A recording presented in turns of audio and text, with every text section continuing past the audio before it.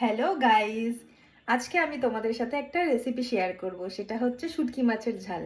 আর এই রেসিপিটা আমি আমার মায়ের কাছ থেকে শিখেছি। তাহলে দেখা যাক রেসিপিটা। কড়াইতে পরিমাণ মতন তেল দিয়ে দিতে হবে। আমি শুটকি মাছটাকে গরম জল দিয়ে খুব ভালো করে ধুয়েছি, তোমরাও খুব ভালো করে ধুয়ে নিও, না হলে মাছের মধ্যে এত বালি বালি থাকে, ভালো করে না ধুলে তোমরা খেতে পারবে না। আর এখানে আমি আলু আর পেঁয়াজ কেটে নিয়েছি, এটা আমি রেডি করে রেখেছি।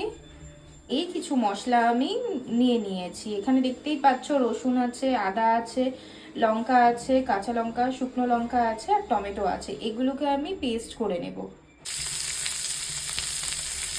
কড়াইতে তেল দিয়ে মাছটাকে ভালো করে ভেজে নেব। মাছটাকে খুব ভালো করে লাল করে ভাজতে হবে, নাহলে একটা কাঁচা কাঁচা গন্ধ ছাড়বে, যেহেতু এটা শুটকি মাছ তাই। মাছটাকে আমার ভালো করে ভাজা হয়ে গেছে, এবার আমি মাছটাকে তুলে নেব। এবার কড়াইতে পরিমাণ মতন তেল দিয়ে জিরে ফোড়ন দিয়ে দিয়েছি অল্প করে। এবার আমি পেঁয়াজটা দিয়ে দেবো। পেঁয়াজটা ভাজা হতে হতে আমি ততক্ষণে এই মশলাগুলোকে পেস্ট করে নেব।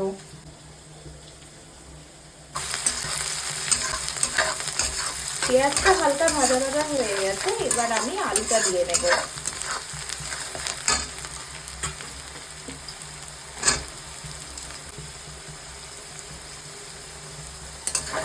আলু আর পেঁয়াজটা ভাজা হয়ে গেছে, এবার আমি পেস্ট করা মশলাগুলো দিয়ে দেবো আলুর মধ্যে।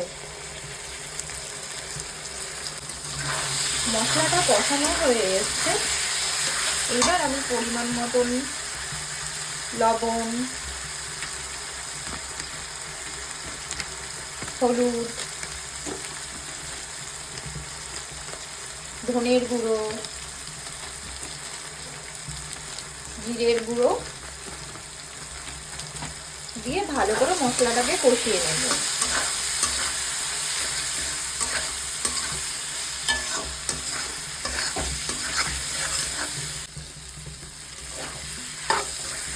মশলাটা আমার কষানো হয়ে গেছে, এবার আমি মাছটা দিয়ে খুব ভালো করে কষিয়ে নেব।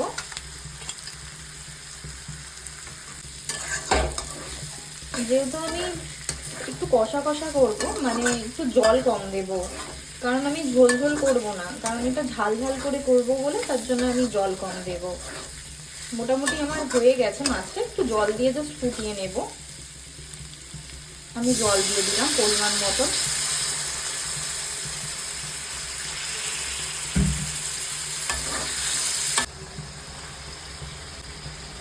মাছটা হয়ে এসেছে, তাই আমি ধনেপাতা দিয়ে দিলাম এর মধ্যে। মাছ রান্না আমার হয়ে গেছে, এবার খেয়ে দেখতে হবে কেমন হয়েছে। সত্যি বলতে আমার রান্না করতে খুব ভালো লাগে, এবার দেখা যাক খেয়ে কেমন হয়েছে।